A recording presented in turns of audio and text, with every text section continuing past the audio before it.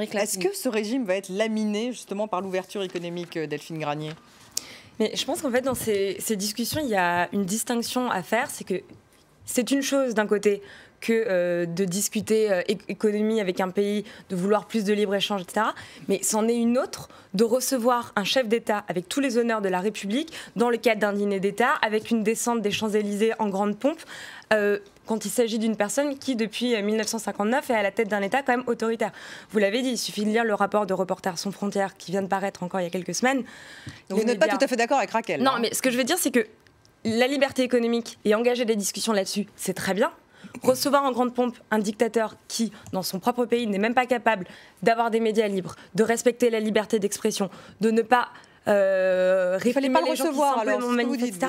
Mais c'est scandaleux de recevoir quelqu'un alors qu'il y a encore quelques semaines, il y a des rassemblements tous les dimanches de pacifiques simplement pour exprimer leur opposition au régime en place, et il y a encore de l'oppression et de la répression.